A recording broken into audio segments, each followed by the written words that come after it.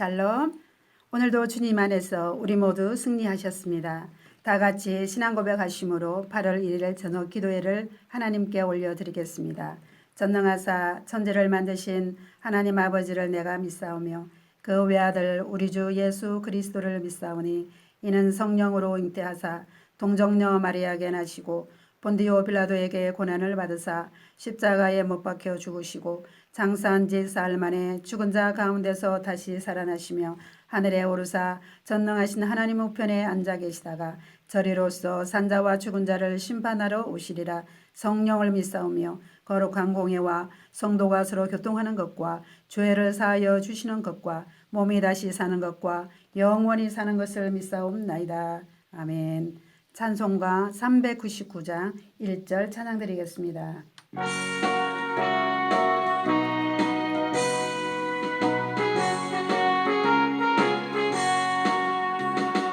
주의 약속하신 말씀 위에서 영원토록 주를 찬송하리다.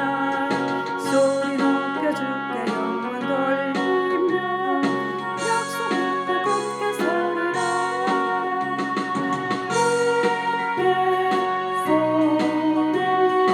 영원하신 말씀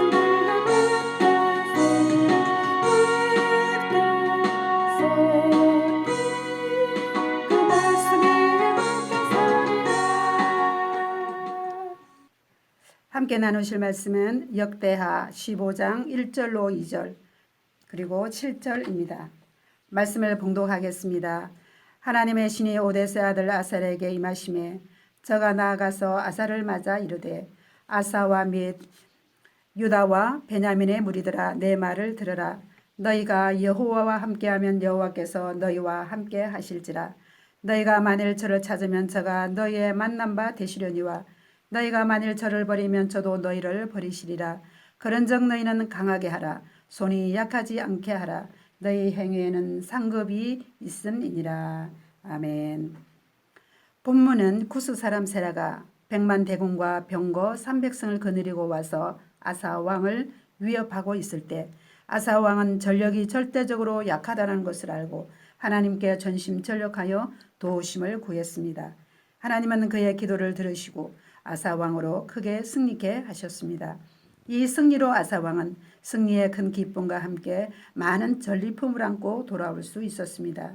이때 선지자 아사랴가 왕을 맞이하며 하나님의 예언의 말씀을 선포하게 됩니다. 이 예언의 말씀을 중심으로 하여 메아리 법칙이라는 제목으로 잠시 은혜를 나누겠습니다. 저는 어린 시절을 거의 산골 같은 시골에서 보냈습니다.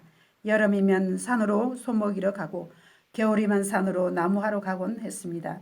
이렇게 산에서 시간을 많이 보내다 보니 산에서 자주 듣는 것이 메아리 소리였습니다. 그런데 이 메아리 소리는 내가 보내는 대로 돌아오는 법칙이 있더라는 것을 배우게 되었습니다. 짧은 소리는 짧은 대로 돌아오고 화를 내면 화를 내는 대로 돌아오고 웃으면 웃는 대로 돌아오는 것입니다. 지금은 산골에서 들었던 그 메아리 소리를 들을 수 없지만 또 다른 메아리 소리를 성경 안에서 하나님의 말씀 속에서 듣고 있습니다. 오늘 본문에서도 하나님의 그 메아리와 같은 음성을 듣게 됩니다. 우리가 찾으면 만나주시고 부르면 대답하시겠다고 하나님은 본문에서 약속하고 계십니다. 2절을 보면 너희가 여호와와 함께하면 여호와께서 너희와 함께 하실지라 말씀합니다.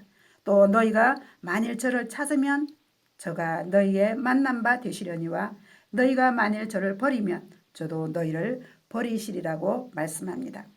또한 시편 18편 25절로 26절에서는 자비한 자에게는 주의 자비하심을 나타내시며 완전한 자에게는 주의 완전하심을 보이시며 깨끗한 자에게는 주의 깨끗하심을 보이시며 사특한 자에게는 주의 거스르심을 보이시리니라고 말씀합니다. 하나님은 참으로 우리가 어떤 모습이든지 하나님께 나아가기만 하면 응답하십니다. 부르짖음과 작은 신음에 응답 주시고 또 작은 몸짓 하나까지도 기억하셔서 만나 주십니다. 그리고 축복으로 함께해 주십니다. 본문에 서술된 이스라엘의 역사가 이러한 사실을 증거해 주고 있습니다. 이스라엘이 여호와를 의지하고 그의 도우심을 구할 때에는 이스라엘로 평안 중에 거하게 하시고 강성함으로 답해 주셨지만 그들이 하나님을 거절하고 버렸을 때에는 하나님 역시 그들을 거절하고 버리심으로 그들로 하여금 큰 환난과 고통 중에 있게 하였던 것입니다. 본문 속의 아사 왕은 여로보암의 악한 길로 행치 아니하고 돌이켜서 전심으로 여호와를 섬겼습니다. 종교 개혁을 단행하여서 이방 제단과 산당을 없이하고 주상을 회파하며 아세라 상을 짓고 아세라 신을 섬기는 태우를 폐위시키는 일을 단행하였던 것입니다. 그리고 유다 백성들과 마음을 다하고 성품을 다하여 열조의 하나님 여호와를 찾기로 언약하였습니다. 그 언약대로 아사 왕은 여호와를 찾았으므로 여호와께서도 저희의 만난 바가 되시고 사방에 평안을 주셨습니다. 그가 하나님 앞에서 선하게 행한 대로 하나님은 아사에게 넘치는 복으로 보상해 주신 것입니다. 그렇다면 우리는 어떻게 하나님 앞에 나아가야 할까요? 첫째로 신앙의 고삐를 늦추지 말아야 하겠습니다. 본문 7절 상반절을 보면 그런즉 너희는 강하게 하라 손이 약하지 않게 하라고 말씀합니다. 이 말씀은 아사 왕에게 종교개혁의 고삐를 늦추지 말고 더 박차를 가하도록 촉구하는 말씀이며 그 일을 행함에 있어서 용기를 잃지 말라는 말씀입니다. 이 말씀은 동일하게 우리에게도 주어지는 말씀인 줄로 믿습니다. 우리에게 종교개혁이 무엇이겠습니까? 아사가 우상을 타파하고 우상의 제단과 주단을 다 헐었던 것처럼 우리에게도 우리 안에 각종 우상이 자리 잡고 있을 수 있습니다. 세상의 소리, 유행, 문화 등 하나님 말씀에 위배된 것들이 내 안에 자리 잡고 있다면 과감하게 찍어내버리는 것이 종교개혁일 것입니다. 세상과 문화 그리고 여론이 코로나가 우리를 영적 우상에게로 이끌어갈 때가 많습니다. 우리는 이때 중단하지 말고 더 예배해야 하며 더 기도해야 하며 더 하나님께 가까이 나아가는 것이 신앙의 고삐를 늦추지 않고 박차를 가하는 것이 될 것입니다. 지금까지 우리는 하나님을 의지하고 순종하면서 믿음으로 걸어왔습니다. 본문에서 예언한 이 말씀에 권면해 주신 것 같이 우리도 신앙의 고삐를 늦추지 말고 더 박차를 가하며 손을 약하게 하지 말아야 하겠습니다. 성령께서 용기 주시고 더 힘내라고 응원해 주실 것을 믿습니다. 둘째로 소망을 버리지 말아야 하겠습니다. 7절 하반절에 너희 행위에는 상급이 있음이니라 라고 말씀합니다. 지금 올림픽이 열리고 있는데요. 각 나라 선수들을 보면서 얼마나 그들이 땀 흘리고 많은 것을 희생하면서 최선을 다했는지를 짐작할 수 있었습니다. 그들이 원하는 것이 상 아니겠습니까? 그런데 그 상은 사람이 주는 것이고 제한된 시간이 있으면 값진 것이지 때가 되면 아무 쓸데없는 것으로 다 되고 말 것입니다. 그러나 본문에서 주시는 상급은 하나님이 주시는 상이고 유통기한이 없는 영원한 가치의 상입니다. 작든 크든 많든 적든 행위대로 예외 없이 주실 것이고 세상의 것과 비교할 수 없는 후한 상을 주실 것입니다. 그래서 우리는 소망을 버리지 말고 소망을 잃지 말아야 하겠습니다. 결론적으로 아사 왕에게 선포된 이 예언의 말씀을 통해 우리는 여호와를 찾는 일에 계속 힘써야 함을 깨닫게 됩니다. 하나님을 찾는 일을 중단하지 말며 쉬지 말며 계속 힘쓰며 나아가야 되겠습니다.